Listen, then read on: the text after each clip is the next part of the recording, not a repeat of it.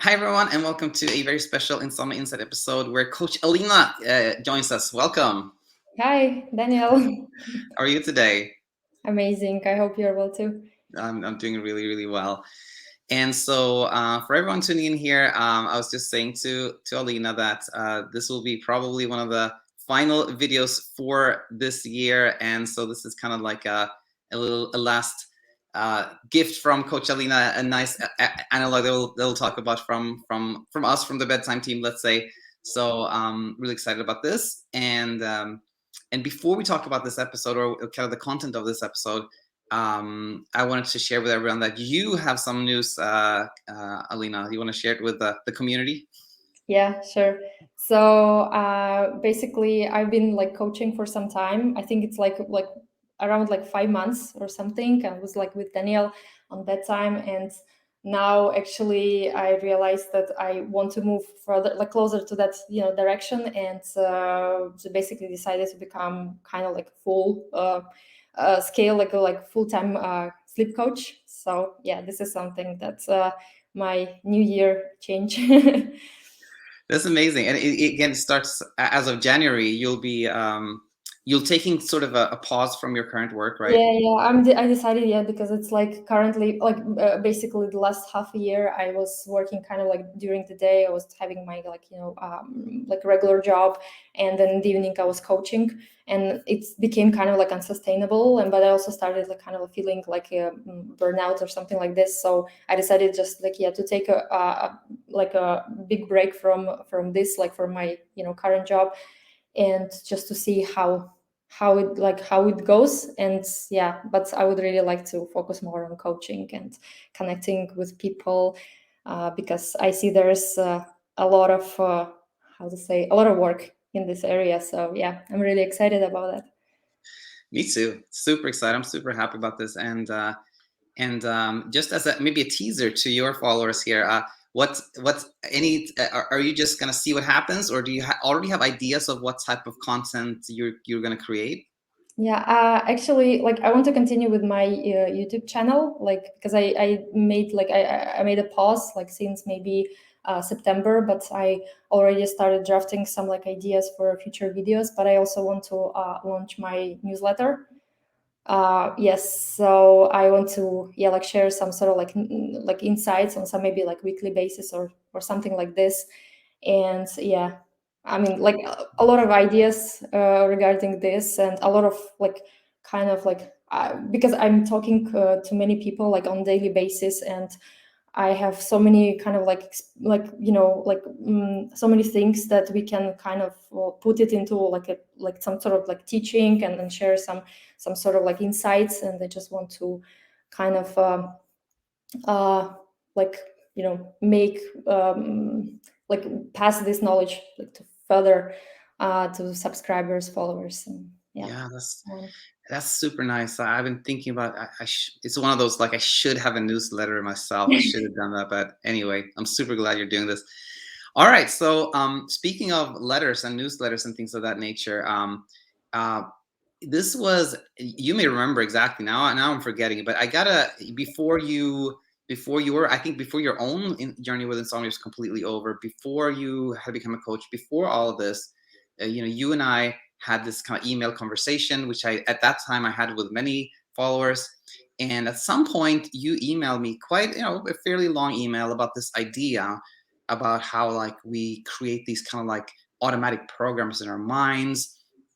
And at the time, like which I told you, I mean, at the time I read it, I was like, "Yeah, this is nice," but I didn't think anything was particularly like super new in it. So I just kind of like just wrote a reply back. But after that, I've heard so many people, commenters, clients, to say that, "Oh, when Alina talked about that automatic program and that really made sense to me." I was like, "Wow, there's really something here." So that's a little backdrop of, the backstory of this episode. So with that said, tell us about this. Maybe you want to start with all the way when you had the idea, or just wherever you want to start. Let's talk about this artificial intelligence thing. Let's go.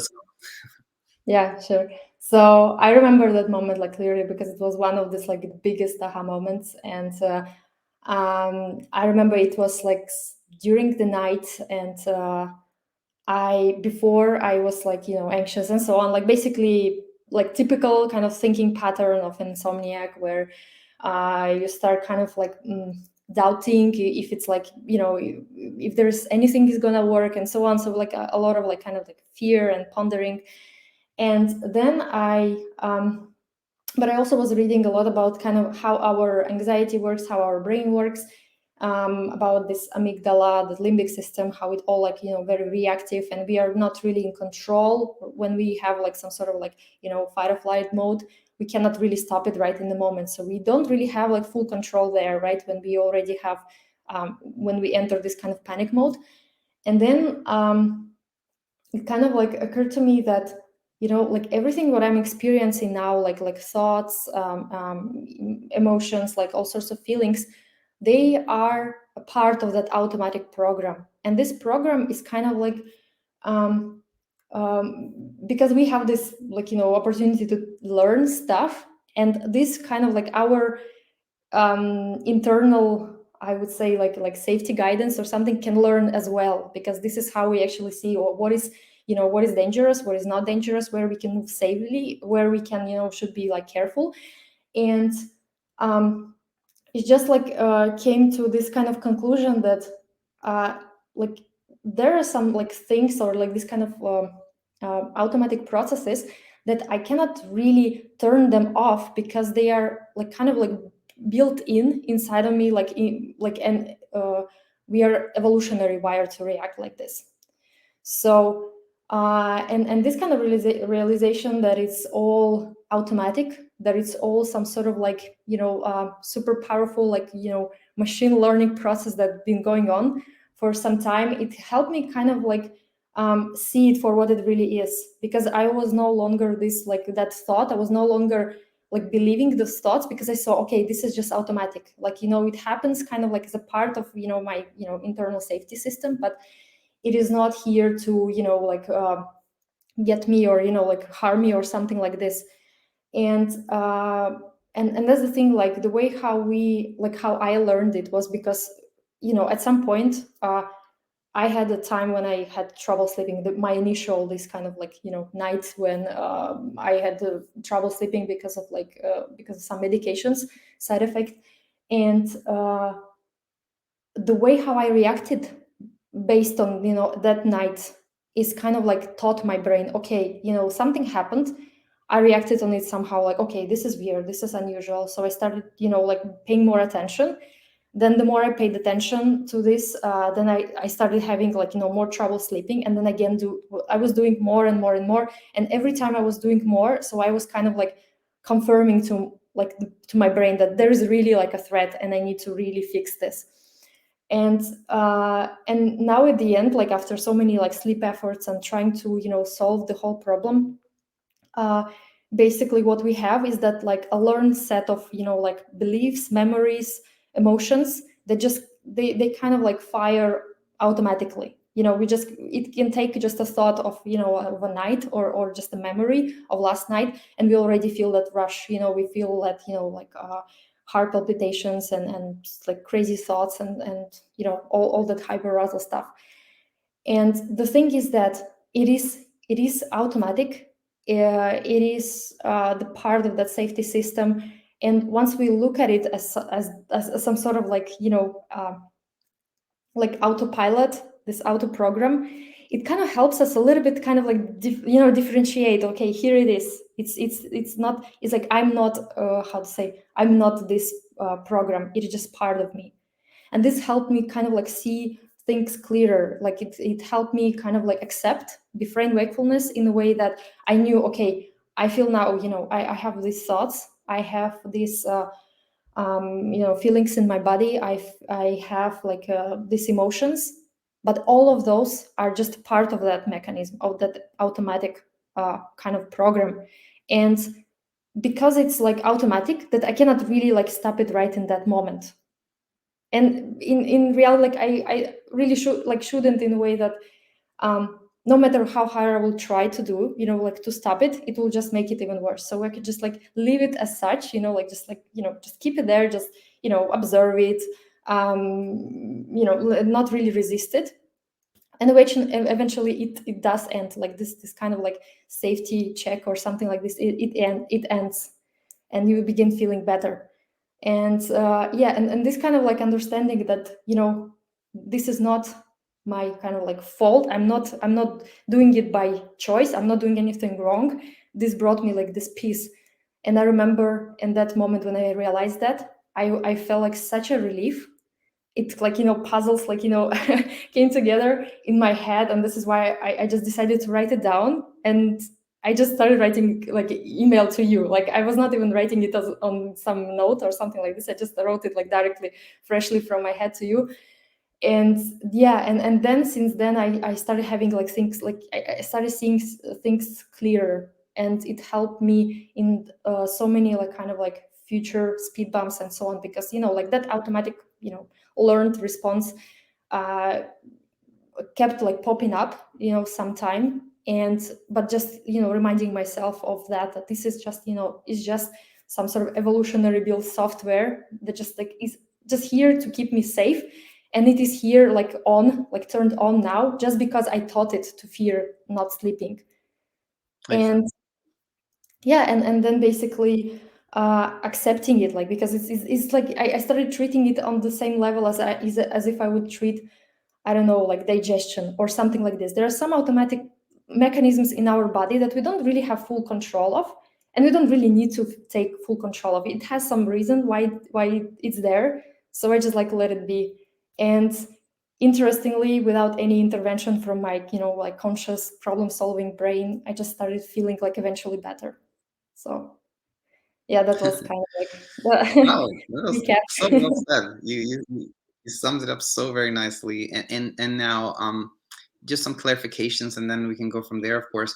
Um, uh, so if I would sort of summarize it, just for our discussion and for people tuning in here, we have this. Our brain has a safety system that can be trained, and this is where the machine learning and artificial intelligence component comes in, which we can teach it. So you have a sleepless night, you react to it in a certain way, and then sort of the brain says, oh, this is the way I'm supposed to react to it. And then the reaction itself leads to more sleepless nights, and you have, after a while, you have this kind of like a solid automatic program in place. And one thing you said that I think we should just repeat, it was very powerful, was how you said that, uh, if I rephrase it in my words, was that initially it may take a sleepless night to trigger the program, but after a while, just thinking about it, just the memory of it can trigger the program, right? Exactly. Yes. Yes. Because it's already kind of like, um, like our brain does not really tell the difference between what is real and what is just like, perceived. So sometimes it's just like even thoughts, whatever like we think of, it's already our body is prepared as if that event is already happening. You know. Exactly. And yeah, and yeah, I really like how you like recapitulated this, that basically like the way how our brain like learns is by something happens and we react on it. And this is what I also learned, like when I was reading a lot of like articles and like some studies, that it is really like like the equation of how we learn to fear is like very straightforward. Something happens, we react on it. That's it, right? And the reaction is basically I googled like what is like reaction, like the like the meaning of the word. And reaction was like the way we think, feel, or behave towards certain thing, like towards certain like event. And it made total sense. So we had a sleepless night, we could react it on the level of thoughts. It would be like, that's weird, like the thought, like, wow, this shouldn't be happening. Then it could be on the level of emotions, okay, I didn't sleep and I feel like uncomfortable, I feel tired, and I don't like it, and you feel like some sort of like some like something that's bothering you. Or it could be on behavior level, like this happened and I'm trying now to, I don't know, research, I Google stuff and I'm looking for some ways how to avoid it. So this reaction is all kind of like it is this kind of like new input to our like how to say this artificial learning or machine learning. Like, okay, something happened, like I reacted on it this way, so now it creates like a new reality. Okay, now if this happens again, we need to do something similar. So it kind of remembers. And then every time, every night, you keep repeating, like, like you try harder, like you try so many remedies and so on, and then you keep teaching it, like, okay, do this. So basically, and then you have the feedback. You do something and you still struggle with sleep, right? It's also kind of feedback. So it's like, says, okay, the problem is much worse than we thought. We need to, put in more struggles. And interesting that exactly the same way brain unlearns fear, like the same kind of formula. Something happens and we react. So we cannot like kind of affect the event part, because it's like, it's something we don't have control, right? It's like whatever. We didn't have, like, we couldn't fall asleep, but since we are not in control of sleep, so it's like just something that just happened. Yeah. But the way we react on it, we can work on that, like, reaction part.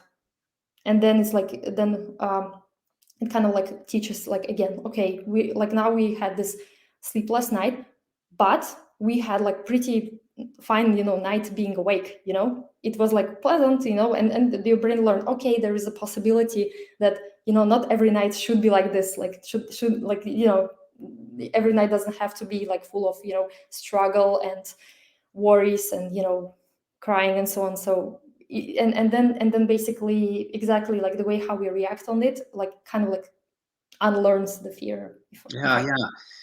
Yeah, absolutely. There was two things that came to my mind as I was hearing this, and one was that what you said about like the three things. There can be thoughts, emotions, and behaviors, and then you imagine this. This is a drawn-out process of kind of this artificial learning, right? Where sometimes we respond with a thought, sometimes with an emotion, sometimes with this and that. After a while, you can just see that.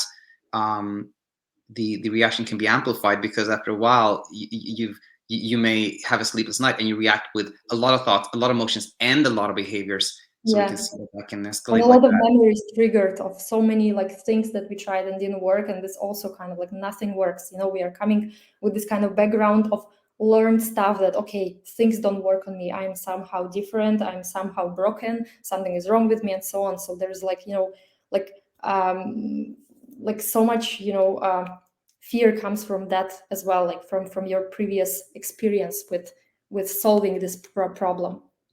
Yeah. Absolutely. And the other thing that came to my mind was that you said how the unlearning process is the same. There's, things always happen, like by Yeah, default, things exactly. happen in our life, right? So it's all Yeah. about the reaction. So things happen, and then we have, and then I was thinking, like, either it could be like we have a different reaction, or the absence of reaction.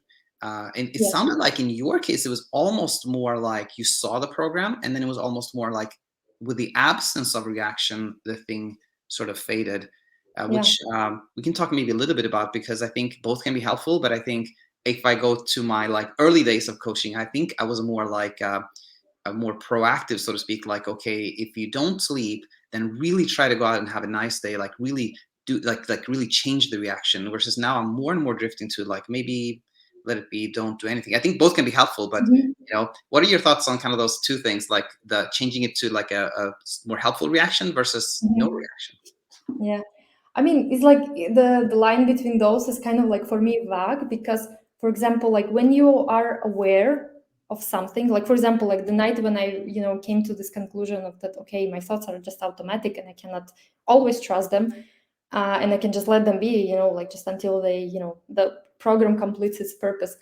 And the thing is that it is sometimes like this awareness, like, aha, I understand what is happening here, and that can take it's like it's a new experience. And I don't really know how to classify it. Is it a thought, this awareness? Is it a thought that led to no reaction in this kind of sense that there's no visible thing, no visible kind of action from my side, but it's also kind of on a thought level, something has Right. changed, Yeah. right? Yeah. Exactly. So, I don't know, it's just that's why I always like kind of try to expand on that reaction part, because I would also first perceive it as, yeah, it's just like, yeah, I will try to, yeah, have like a nice day or something like this. But sometimes it's like this internal like change of this kind of reaction, change how you see this.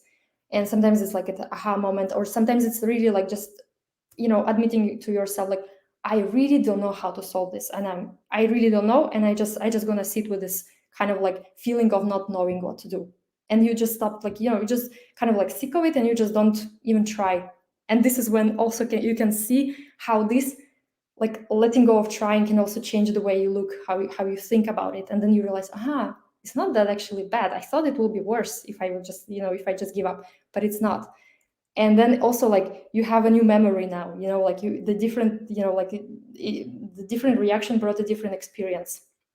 And this experience is also something that you memorize on some level, and yeah, so basically, it is like, it's somehow like everything is connected, like with our highly reactive, this emotional part of the brain, with our like memories, and the way how we can actually, like, what is it that we can actually, not do, but like, where is our like control here, right? Because, like, really, we don't control sleep, we cannot really control our anxiety in a way that we cannot really stop it. But I think, like, thinking of it as some sort of like, okay, this is a part of automatic program that has been in everyone for, like, like thousands of years. It's trained now, it's learned that not sleeping is bad, and it's just like fired up. And it will take some time, and until it learns that it is safe.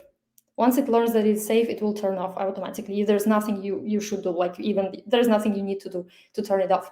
Once it sees that there is no threat, it will like stop automatically. All the thoughts, worrisome thoughts, will go away. You don't really need to work with them or something like this. It's just, yeah.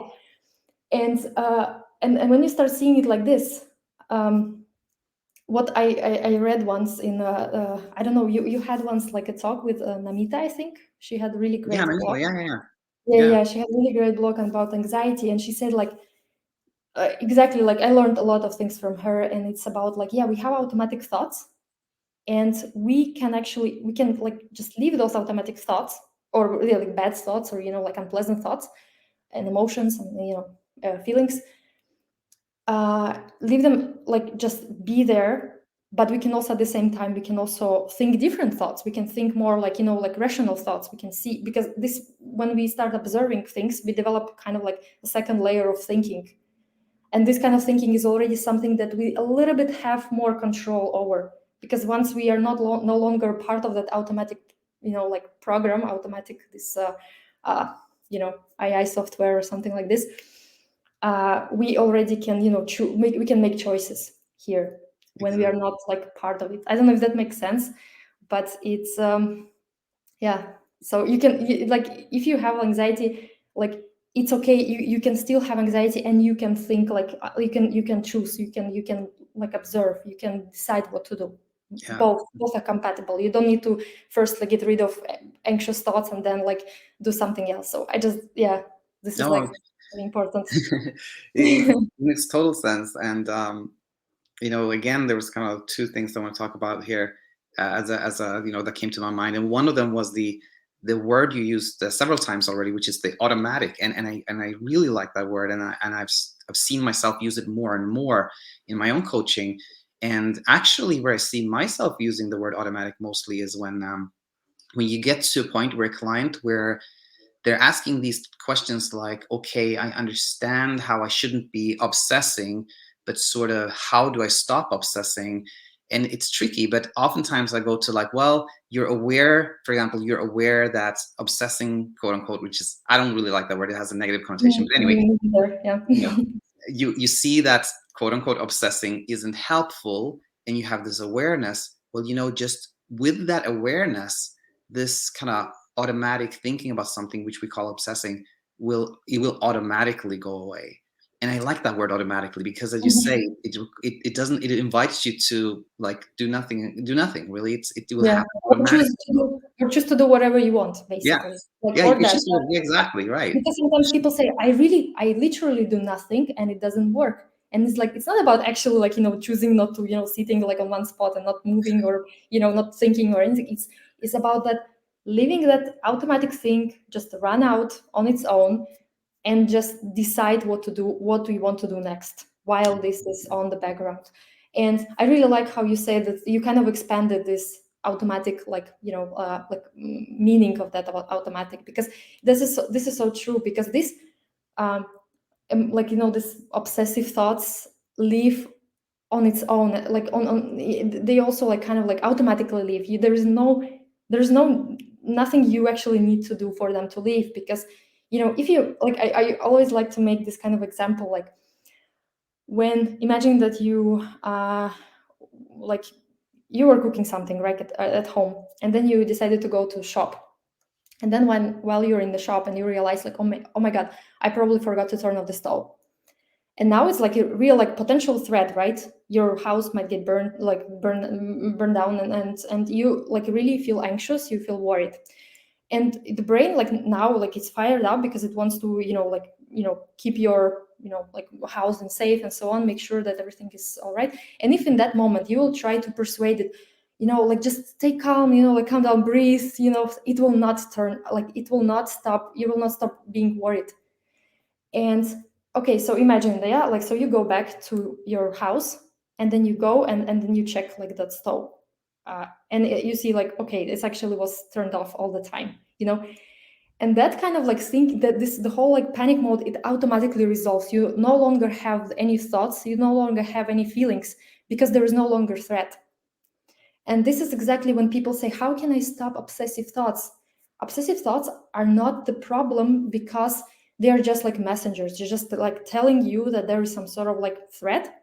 But once you really see, like once your brain sees that there is really no threat, you're really safe, these automatic thoughts and emotions and like physical sensations, they will go away as well, and on its own. It's like Really good. you don't Very, have really control there. very It's useful. automatic, right? Exactly as you said. Exactly. Exactly. No, that's a great analogy. Like you can just so easily picture yourself coming home and seeing, oh, the oven was off this whole time. And then there's not going to be any like, how do I stop myself worrying about it? Because Yeah, there really is nothing exactly. to worry about. It happens automatically. Well said. And I think that kind of the last thing that come to my mind here is, you know, I've never had this, never really had this uh, uh, this whole framework of the AI machine that you presented here, which is partly why I wanted to talk about it, because I want to learn. But I had a little bit of similar one, which was to think of kind of our safety, the safety center in our mind as as a safety alarm that is smart safety alarm. Like, we have these smart gadgets, all of that can learn, right? And the way I haven't used this much, but the way I was teaching around this was to say that, imagine that you have like a safety alarm that goes off, and instead of kind of like looking at, okay, what is it trying to tell me, you want to turn it off. You just want to turn the alarm off, because obviously when an alarm goes off, it's very unpleasant. That's the whole point of an alarm, right? It's supposed Yeah. to be unpleasant.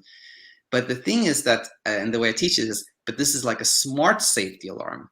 So it understands that you're trying to tamper with it. Mhm. Smart Yeah. alarm means that you're trying to tamper with the alarm, and the smart alarm goes like, what are you doing trying to tamper with this alarm? Now it's even more dangerous. Like, you're even trying to turn off the alarm, so it goes off even harder, right? So a little bit similar, like AI idea there, right? Yeah, yeah, absolutely. I mean, it's like I like this AI or this safety alarm is that it really shows, like I think like why people feel good about knowing this, and why I felt good, because like it helped me see that this is not my fault. I'm not causing this to myself. I don't do it on purpose. So there was a lot of pressure came down, because I realized that there's nothing like I should blame myself for, because this is automatic, and this, I think, like you teach a lot about like and about this self-kindness and so on, and I so much agree with this.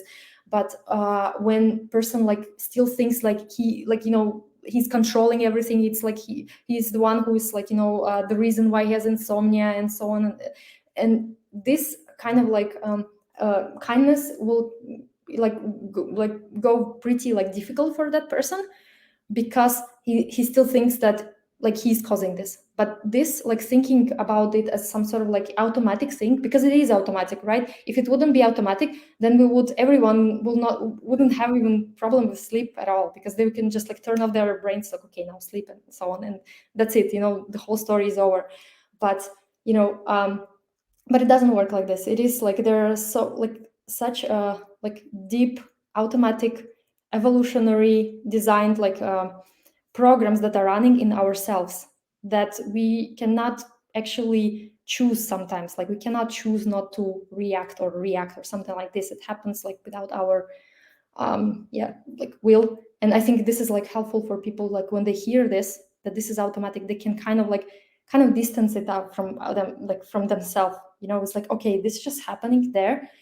And another thing, like apart from this kind of self-kindness and not judging, it also brings this understanding that it is like it is okay, you know, because most of the time, like when I think, okay, my brain is not cooperating, like I don't know, like my, you know, it's just my body is trying to, you know, like sabotage me, or you know, I'm sabotaging myself. But this kind of like thinking helps kind of change this attitude towards your body. So you know, you start thinking, okay, your brain is trying to keep you safe, and this is the only way how it learned to do that. It is like, seriously, we were like, since like, you know, cavemen, and you know, this is the only way how we learned, like basically how we survived.